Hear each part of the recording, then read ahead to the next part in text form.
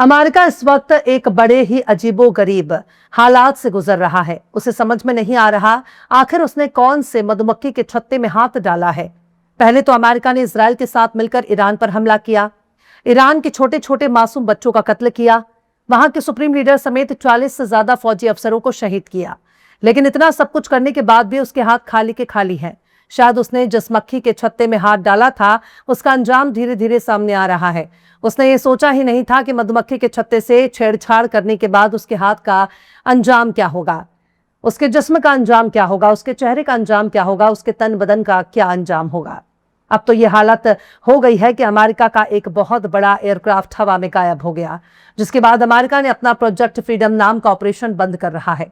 यानी पूरी दुनिया ने जिस अमेरिका को लंबी रेस का घोड़ा समझा वो मौका आते ही टाटा फिस हो गया। सलाम, नमस्ते, सत श्री अकाल। मैं हूं आपके साथ हर्षिता मिश्रा और आप देख रहे हैं टाइम्स मेल। अमेरिका ने पता नहीं किस नहुसत को अपने सदर बना लिया। जब से आया है तब से ही अमेरिका का बेड़ा गर्क कर रहा है। एक के बाद एक झटके लग रहे हैं। अब ईरान से भी झटके लगने लगे हैं। अमेरिका को इस वक्त जितनी भी मुसीबत से सामना करना पड़ रहा है उसका एक ही वजह है और वो है जेफरी एप्स्टीन का यार डोनाल्ड ट्रंप। पर अमेरिका अपनी तकलीफ कहे तो कैसे कहे, अपने दर्द दिल का हाल किसे सुनाए। एक तो हथियारों की कमी और दूसरी तरफ नाक का सवाल। अगर अमेरिका हथियारों की कमी को नजरअंदाज करके जंग में कूदना चाहता है, ईरान पर हमला करना चाहता है, तो आखिर वो ईरान के सामने कितने वक्त तक टिक सकता है, क्योंकि ईरान के पास 10 साल तक जंग लड़ने की कुव्वत है। पर इतना तो साफ ही हो गया है कि अमेरिका ईरान के फिर किसी लीडर को मार देगा तो इससे ईरान की हुकूमत न गिरने वाली है न भागने वाली है।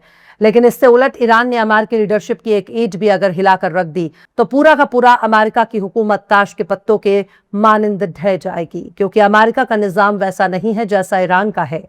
अमेरिका का अगर मिलिट्री चीफ मारा जाए, अमेरिका का अगर वॉर मिनिस्टर मारा जाए, कैबिनेट मिनिस्टर मारा जाए या फिर खुद जेफरी एप्स्टीन का यार मारा जाए तो इसे अमेरिका की तारीख में सबसे शर्मनाक मौका कहा जाएगा, क्योंकि अमेरिकी एम्पायर हिल जाएगी, अमेरिका की हुकूमत हिल जाएगी, अमेरिका की बरसों पुरानी सल्तनत ढह जाएगी। पर ईरान का क्या बिगड़ने वाला है? एक जाएगा तो दूसरा आएगा। यहां तो फहरिस्त खत्म होने का नाम नहीं लेती। लेकिन अमेरिका का जहाज इस वक्त मक्खी की तरह भिनभिनाता हुआ हवा में गायब हो गया। उस भारी भरकम जहाज को जमीन निगल गई या आसमान। जहाज हवा को यमन के हूती ने मार दिया, हिजबुल्लाह ने मार दिया, हमास ने मार दिया या फिर खुद ईरान ने मार दिया। आखिर उस जहाज का हुआ क्या? इस बारे में अमेरिकी मीडिया खामोश है, इजरायली मीडिया खामोश है। गिने चुने मीडिया आउटलेट्स हैं जिन्होंने इस खबर को छापने की जहमत उठाई है। यह भी कितने शर्म की बात है। जो अमेरिका ईरान को आजादी दिलाने की बात करता है, जो अमेरिका ईरान के खौफ से हार्मुज को आजाद कराने की बात करता है, हार्मुज में फंसे जहाजों को आजादी दिलाने की बात करता है, जिस अमेरिका ने स्ट्रीट ऑफ हार्मुज में अपना जंगी जहाज खड़ा कर दिया, कहा हम सबको आजादी दिलाएंगे, हम प्रोजेक्ट फ्रीडम चलाएंगे, और उसी अमेरिका की खाट खड़ी हो गई है। 48 घंटे के भीतर ही अमेरिका को पता चल गया है कि समंदर में उसकी औकात कितनी है। इसलिए उसने ऑपरेशन प्रोजेक्ट फ्रीडम को बंद करने का फैसला किया है। एक दिन पहले ही हमने जिक्र किया था। अगर अमेरिका अपने इस ऑपरेशन को बंद करने का फैसला करता है तो दुनिया की नजर में इससे बड़ा निकम्मा और नाकारा कोई दूसरा नहीं होगा। तो साहब, अब आप लिख कर रख लीजिए, यह अमेरिका के पतन की निशानी है। अमेरिका की बर्बादी की दास्तान लिखी जा चुकी है और यह दास्तान लिखने वाला खुद अमेरिका का सदर है, जिसके बयानों ने आज अमेरिका को ही उसके अंजाम तक पहुंचा दिया। जिस ऑपरेशन को शुरू करने के लिए उसने झाल मजीरा बजाया, वही ऑपरेशन वो बंद कर रहा है और हार्मुज से दुम दबाकर भाग रहा है। लेकिन डोनाल्ड ट्रंप ने जिस तरह से अमेरिका की नाक कटाई है, उस कटी हुई नाक को वापस पाने का क्या तरीका हो सकता है? उसका तरीका यही हो सकता है कि ईरान पर फिर से एक बड़ा हमला किया जाए, चाहे भले ही हमला एक ही दिन का हो, एक ही बार का हो, चाहे भले ही एक ही बार में बड़ा हमला कर दिया जाए, पर अमेरिका हमला जरूर कर सकता है। लेकिन उसके बाद जो पलटवार होगा उसका अंजाम कैसा होगा, इस बारे में अमेरिका और इजराइल दोनों को सोचना होगा, क्योंकि ईरान ने अमेरिका के 16 से ज्यादा मिलिट्री बेस को पहले ही मारकर तबाह कर दिया और इस बात की जानकारी खुद अमेरिकी मीडिया दे चुकी है और ये बात बता चुकी है कि साहब, ईरान ने जितनी कुटाई की है, जितना पटक पटक कर धोया है, उसकी भरपाई करने में अमेरिका को कई साल लग जाएंगे। सऊदी अरब के प्रिंस सुल्तान एयरबेस पर ईरान ने जितनी खतरनाक तबाही मचाई थी वो जख्म अभी भरा भी नहीं था। एक बार फिर अमेरिका का KC-135 एयर रिफ्यूलिंग जेट हवा में उड़ते उड़ते ही गायब हो गया।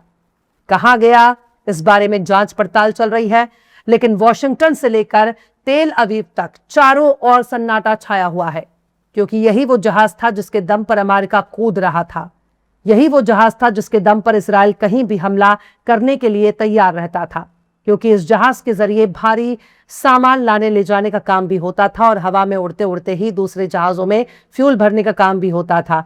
यानी जहाज में अगर फ्यूल भरना है, जेट फ्यूल की जरूरत है, तो उसके लिए उसे जमीन पर लैंड करने की जरूरत नहीं है, किसी एयरक्राफ्ट पर उतरने की जरूरत नहीं, बल्कि KC-135 उसे उड़ते उड़ते ही रिचार्ज कर देगा। हवा में उड़ते उड़ते ही उसने फ्यूल भर देगा और जहाज अपनी मंजिल की तरफ बढ़ता जाएगा। लेकिन अब तो अमेरिका का KC-135B एयरक्राफ्ट हवा में गायब हो गया। खुद हिंदी मीडिया ही लिख रही है, यूएस का जहाज मक्खी की तरह भिनभिनाया, फिर हवा में गायब। ट्रंप ने जिसे हॉर्मुज में आजादी दिलाने भेजा, वही फुस। यकीन मानिए, ये टाइटल किसी अरबी या उर्दू मीडिया ने नहीं लिखा, ये टाइटल ईरानी मीडिया ने भी नहीं लिखा, ना ये टाइटल यमनी या लबनानी मीडिया ने लिखा, बल्कि ये टाइटल न्यूज 18 हिंदी ने लिखा है, जो बताने के लिए काफी है कि अमेरिका अपनी नाक बचाने में कहीं भी कामयाब नहीं हो सका। मनी कंट्रोल ने भी अमेरिका के KC-135 स्ट्रोटो टैंकर जहाज के गायब होने की खबर लिखी है, जिससे पता चलता है कि ऑपरेशन प्रोजेक्ट फ्रीडम के लिए जिस अमेरिका ने अपनी पूरी ताकत झोंक दी, वो अमेरिका अपने ही जहाज के बारे में कुछ पता नहीं लगा पा रहा। उसे एक के बाद एक झटके लग रहे हैं। जब से उसने हार्मुज में पाव रखने की कोशिश की है, तब से ही उसके साथ बुरा हो रहा है। न्यूज 18 हिंदी बता रहा है कि हार्मुज के ऊपर मंडरा रहा अमेरिका का जहाज अचानक रहस्यमय तरीके से आसमान से ही ओझल हो गया, और इस जहाज के फ्लाइट पाथ से पता चला है कि ये जहाज मक्खी की तरह एक जगह भिनभिनाता है और फिर अचानक गायब हो गया। खबर में बताया गया है कि ये जहाज ट्रंप के हार्मुज में ऑपरेशन फ्रीडम की मदद के लिए भेजा गया था और उसे ही मदद की जरूरत पड़ गई। अमेरिका का ये जहाज हार्मुज के पास उड़ान भरते वक्त रडार से गायब हो गया। रडार पर उसकी आखिरी लोकेशन बेहद चौंकाने वाली है। जहाज तेजी से नीचे की ओर आने लगा और उसने एक इमरजेंसी सिग्नल दिया। 7700 इवैक कोड भेजा। ये इमरजेंसी कोड था। खबर में पता चला है कि गायब होने से पहले उनके पायलट ने जहाज का रुख कतर की तरफ मोड़ दिया था, लेकिन अब उसके वजूद की कोई निशानी ही नजर नहीं आ रही है। कयास लगाए जा रहे हैं कि इस जहाज के गायब होने के पीछे कोई तकनीकी दिक्कत नहीं, बल्कि कोई बड़ी साजिश भी हो सकती है, क्योंकि जिस वक्त जहाज रडार से गायब हुआ, उसी दौरान वहां हार्मुज में जबरदस्त AIS और GPS जेमिंग की गई हो सकती है। यानी वहां मौजूद सिस्टम को पूरी तरह से ठप कर दिया गया था। इसे IS स्पूफिंग कहा जाता है, और यह स्पूफिंग इतनी तगड़ी थी कि जहाज का रास्ता भटकना या कंट्रोल खो देना लाजमी था। इसके लिए अब ईरान पर सवालों की उंगलियां उठने लगी हैं, पर सबसे बड़ा सवाल यह है कि वो किसी ऐसे गैर नत्थु खैरे का जहाज नहीं था, वो सुपर पावर अमेरिका का जहाज था। वो ईरान के किसी स्पूफिंग की वजह से गायब नहीं हो सकता। कहीं ईरान ने कोई ऐसा हथियार तो इस्तेमाल नहीं किया जिसका इशारा वो बहुत पहले से ही दे रहा था, क्योंकि वो कह रहा था हमारे पास कुछ ऐसे हथियार भी हैं जिनका इस्तेमाल अब तक नहीं किया गया। ईरान बार बार ये धमकी देता आ रहा है कि अगर इस बार उस पर हमला हुआ तो दुश्मन को ऐसा हथियार दिखाएगा जो उसे हैरान कर देगा।